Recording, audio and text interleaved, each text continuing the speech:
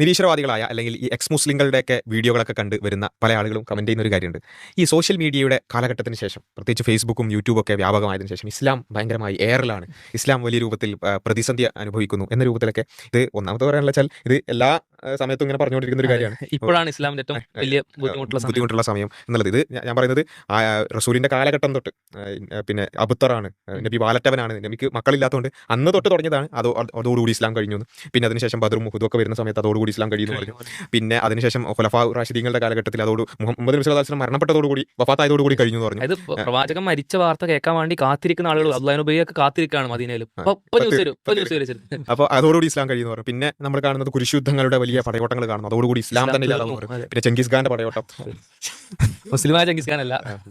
അപ്പോൾ ഏതായാലും ചെങ്കിസ് ഖാന്റെ പടയോട്ടം അതോടുകൂടി ഇസ്ലാം തീരുന്നു എന്ന് പറയുന്നു. അങ്ങനെയുള്ള പിന്നെ ഓട്ടോമൻ ഖിലാഫത്ത് കഴിഞ്ഞതോടുകൂടി ഇസ്ലാം കഴിഞ്ഞു എന്ന് പറയുന്നു. അതേപോലെ തന്നെ പിന്നെ ഉള്ളതാണ് ഈ മിഷണറിമാരുടെയും അതുപോലെ തന്നെ ഓറിയന്റലിസ്റ്റുകളുടെയും ഭൗതികമായ ആക്രമണം. ഇനി ഇസ്ലാം അവര് കുത്തിയിരുന്ന് ഖുർആനും ഹദീസും പഠിച്ചിട്ട് ഇവരൊക്കെ ഉണ്ടാക്കുന്നതിന്റെ 100 ഇരട്ടി വിമർശനങ്ങൾ ഉണ്ടാക്കി. അതോടുകൂടി ഇസ്ലാം തീരുന്നു പറഞ്ഞു. അതിനെയും അതിജീവിച്ചു. അങ്ങനെ 20-ാം നൂറ്റാണ്ടിന് അപ്പുറത്തേക്ക് ഇസ്ലാം ഇല്ലാന്ന് പറഞ്ഞു. അത് കഴിഞ്ഞു. 21-ാം നൂറ്റാണ്ടിൽ 2020 ആകുമ്പോഴേക്ക് ഇസ്ലാം കഴിഞ്ഞു. ഈ ജബ്ബാർ എന്തോ 10 വർഷം ഞാൻ തോന്നുന്നു വാലിഡിറ്റി കൊടുത്തത്, അതും കഴിഞ്ഞു. അപ്പോൾ ഏതായാലും ഇതിങ്ങനെ ഇടക്കിടയ്ക്ക് വരുന്നുണ്ട്.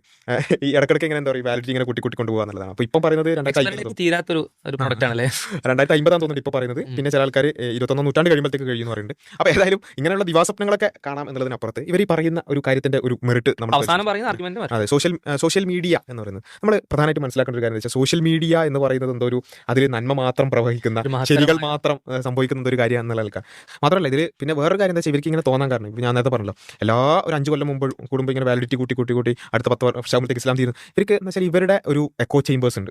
കാരണം ഇവർ ഇങ്ങനെ നിരന്തരം ഇങ്ങനെ എപ്പോൾ എല്ലാ ദിവസവും രാത്രി നോക്കുമ്പോൾ ലൈവ് ഉണ്ടാവും. അപ്പോൾ ലൈവിലൊക്കെ ഇസ്ലാമിന് ഇങ്ങനെ കുറേ തെറി പറയുണ്ടാവും. അതിൽ കുറേ ആൾക്കാരുണ്ട്. അപ്പോൾ ഇവർ കണ്ട കഴിഞ്ഞ്. അപ്പോൾ മാത്രമല്ല എന്നോട് പറഞ്ഞത് എല്ലാ വീട്ടിലും ഓരോ എക്സ് മുസ്ലിം എന്ന് പറഞ്ഞിട്ടുണ്ട്. അപ്പോൾ ഏതായാലും ഇങ്ങനെയൊക്കെ ഇവർക്ക് തോന്നാൻ കാരണം എന്താ വെച്ചാൽ ഇവർ നിരന്തരം ഇങ്ങനെയുള്ള കാണുന്നത്.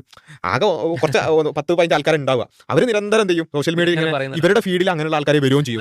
അപ്പോൾ ഇവർക്ക് തോന്നുകയാണെന്ത് മൊത്തം കാര്യമാണ്. ഇത് സോഷ്യൽ മീഡിയയുടെ ഒരു പ്രശ്നം കൂടിയാണ്. കാരണം ഓരോരുത്തർ അതിലിങ്ങനെ കുടുങ്ങി പോകാൻ, അതിനപ്പുറത്തേക്ക് ഒരു അപ്പോൾ ഇതിപ്പം രാഷ്ട്രീയ ചർച്ചകൾ നോക്കുന്നവർ അതിന്റെ അപ്പോൾ അതന്നെ അവർക്ക് ഇഷ്ടമുള്ള രാഷ്ട്രീയ പ്രിഫറൻസുകൾക്കനുസരിച്ചുള്ള ചർച്ചകൾ മാത്രം കാണുക. അതിന്റെ അപ്പുറത്തേക്ക് ഒരു ലോകത്തിലേക്കുള്ള വാതിൽ പോലും പലപ്പോഴും ഇങ്ങനെ അടയപ്പെടുന്നു എന്നുള്ളതൊരു പ്രശ്നം തന്നെയാണ്. പക്ഷേ ഞാൻ പറയുന്നത് അതുകൊണ്ട് മാത്രം നിങ്ങൾ കാണുന്നത് മാത്രമാണ് ലോകം എന്ന് വിചാരിക്കരുത്. നിങ്ങൾ ഈ കാണുന്ന ഒരു 10-15 എക്സ് മുസ്ലിങ്ങൾ അവിടുന്ന് ഇവിടുന്ന് കുറേ കമന്റ് ചെയ്യും. പിന്നെ അതിന്റെ കൂടെ കുറച്ച് സംഖ്യകളും കൂടി കൊടുക്കും. അപ്പോൾ ലോകം മുഴുവൻ ഇതാണ് ലോകം എന്ന് മനസ്സിലാക്കരുത് എന്നുള്ളതാണ് പറയുന്നത്. അപ്പോൾ സോഷ്യൽ മീഡിയകൾ എങ്ങനെ വർക്ക് ചെയ്യുന്നു, അതിന്റെ അൽഗോരിതം എങ്ങനെ വർക്ക് ചെയ്യുന്നു എന്നുള്ളതിനെ കുറിച്ച് ഒരു പ്രാഥമിക ധാരണ ഉണ്ടാക്കുക എന്നുള്ളതാണ് ആ വിഷയത്തിൽ.